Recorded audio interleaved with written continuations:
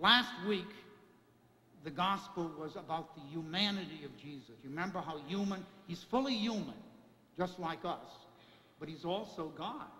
He has two natures. Last week, his human nature was tempted. Remember that? He was tempted and really experienced temptation, just like we do.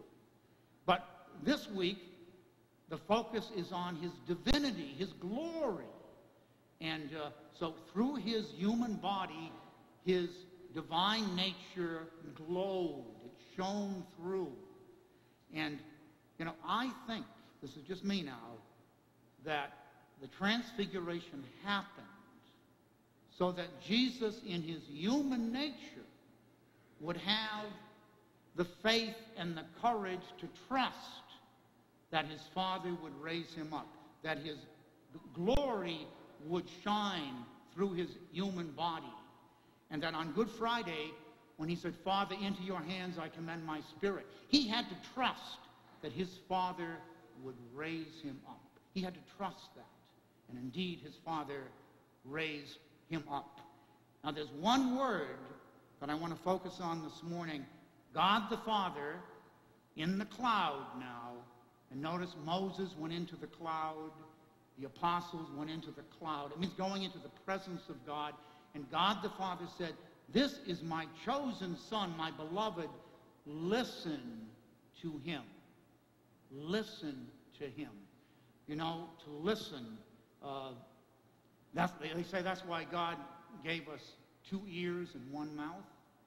That we're supposed to listen twice as much as we talk. And you poor people have to listen to me every week. It's work. It's an arduous art to truly listen to somebody, to look at their face, to see their gestures, and as you know, to read between the lines, not just what they're saying, but what they're really feeling. If you can get the feeling of the other person, you can understand really where they're coming from. And I think there was a time when I was growing up, we were taught out of politeness that when someone else was speaking, you listened. And then when they were finished, okay, now it was your turn to speak. Forgive me now, but have you ever looked at the commentators on television? Have you ever noticed that they're all talking at once? They're all interrupting each other. These are educated people. And they really don't listen. That what they have to say is more important than the other person. And so they just constantly talk all over each other. We've got to, during Lent, if we could just listen to each other, listen to our family, listen to our friends, and it is an arduous art. It's going to take time, and we all have problems, and we might have to take on some more problems. But it is an act of love to listen to someone. And when we do, we actually grow very, very, very close to them, and the joy that follows. Now, we have our engaged couples here. When God the Father says, "This is my chosen Son, my beloved, listen to him," in Hebrew, the word for listen is shema. And it means more than it does in English. In English we say, "I heard what you said," but we really didn't listen. In Hebrew, shema, to listen, means as soon as you grasp what God wants, you immediately do it. So when you listen, when you hear, when you get it, you obey. So listening and obeying God are the same thing. It's the same word. So for you husbands over here, you future husbands, you got to learn this line, okay? You got to learn this line.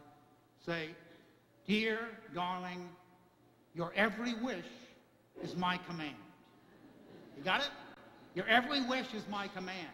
Once you get it, then you immediately do it.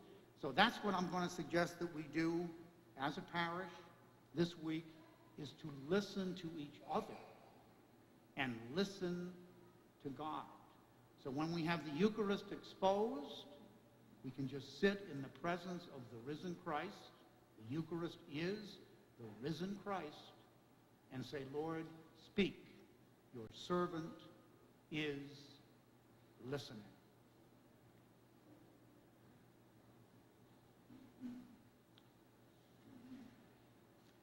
Please stand now.